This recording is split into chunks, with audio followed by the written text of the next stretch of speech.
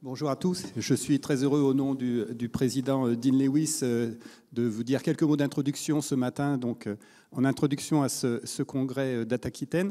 Je suis vice-président en charge de l'innovation et j'ai préparé quelques diapositives. Nous avons préparé quelques diapositives pour vous donner les actualités de l'université. Les actualités de l'université aujourd'hui, tout d'abord, je voudrais rappeler d'un point de vue stratégie de recherche et de formation, donc le numérique, les sciences numériques et l'IA en particulier sont vraiment au cœur de notre stratégie de recherche, de formation et d'innovation. Et tout ça en collaboration, bien évidemment, avec les organismes nationaux de recherche, dont l'INRIA, qui a un centre INRIA de l'Université de Bordeaux, mais bien évidemment aussi les écoles, comme on en a parlé, le CNRS et bien d'autres.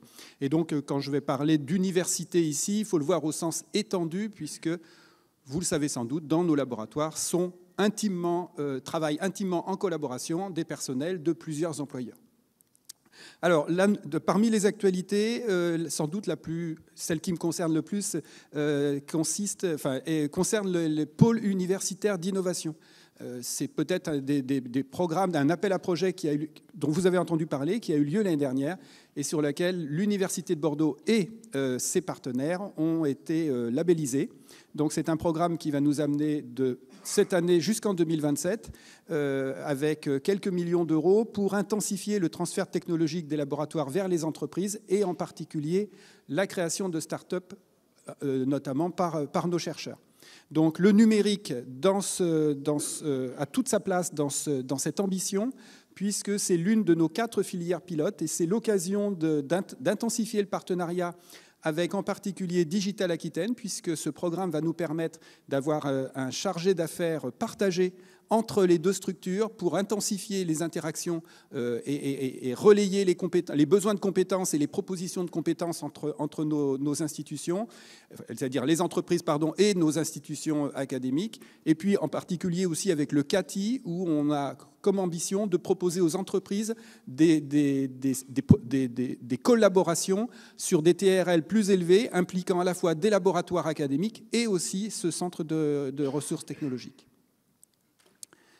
Parmi les autres informations que j'avais déjà partagées il y a 2 ans, vous avez donc cet écosystème de l'Université de Bordeaux, plus particulièrement focalisé ici sur l'intelligence artificielle.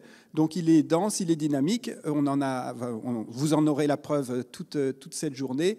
Ça regroupe un certain nombre d'UMR, ça regroupe en particulier des programmes qui sont déjà bien établis. On va retrouver des PEPR qui s'intéresse plus au cœur de l'IA, sur l'intelligence artificielle. À chaque fois, vous avez les logos des organismes nationaux de recherche qui les pilotent, mais vous savez que à chaque fois, ce sont des projets qui sont menés sur les campus et donc les universités et les écoles sont impliquées. Donc une chaire IA de confiance, un certain nombre d'autres chaires qui ici apparaissent.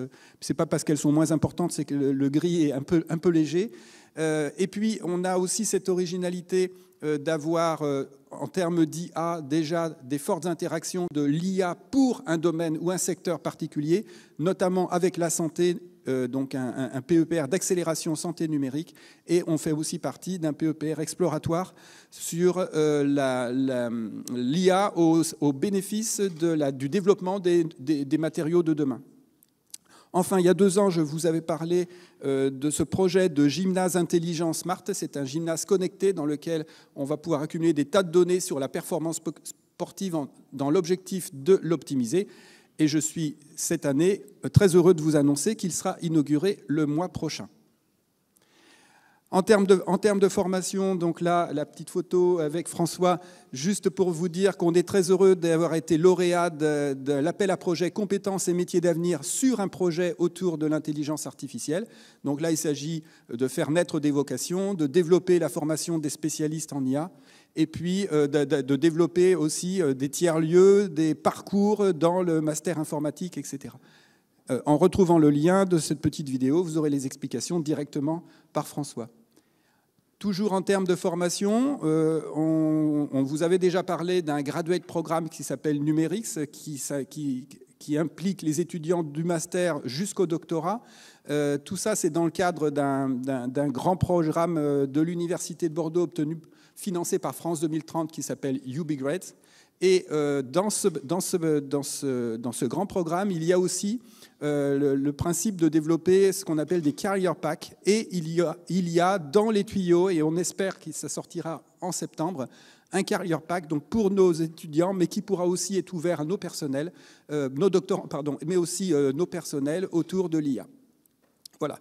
Il y a aussi un projet de workshop doctorants par les doctorants pour les doctorants. Tous ces doctorants qui travaillent aujourd'hui sur l'IA, qui se sont auto-structurés pour faire ce qu'on appellerait aujourd'hui une communauté d'intérêt autour de l'IA, qui ont l'intention d'organiser donc ce workshop qui aura lieu en juin. Et si ces doctorants sont là, ou s'il y a d'autres doctorants qui ne connaissent pas ce réseau, sachez c'est possible de discuter avec les autres doctorants via Discord et de participer à l'appel à communication qui aura lieu, qui sera à la fin du mois. Voilà, l'IA, c'est aussi des sujets de société, d'accord, et des questionnements. Donc là, l'université entend être un lieu de débat par rapport à ces questions. Je vous avais aussi annoncé il y a 2 ans que l'organisation de la RoboCup 2023, elle a bien eu lieu au mois de juillet, et je peux vous dire que dans le contexte de cette RoboCup, eh bien, l'équipe Roban a gagné la compétition dans une des catégories. Donc on est très fiers bien évidemment de tout ça. Il y a eu aussi, à l'initiative là du département de recherche SBM, donc sciences biologiques et médicales, ce qu'ils appellent des battles. Et il y a eu une battle autour de l'IA où le thème était « La recherche sans chercheurs, la médecine sans clinicien », point d'interrogation, avec beaucoup de succès. Voilà. Et je terminerai juste pour rappeler que la chance, enfin, la plus-value d'une université comme la nôtre, c'est d'avoir un réseau international très important, ce qui nous permet de développer sur la question de l'IA des collaborations à de multiples niveaux, notamment dans le cadre de l'alliance Enlight, mais aussi, enfin Enlight, notre alliance européenne Enlight, dont vous voyez les partenaires ici sur cette carte, mais aussi avec l'université de McGill ou l'université de Waterloo. Et sachez que ça a pesé, ce consortium a pesé 12 000 publications sur ces 4 dernières années. Voilà, je vous remercie. Merci Étienne.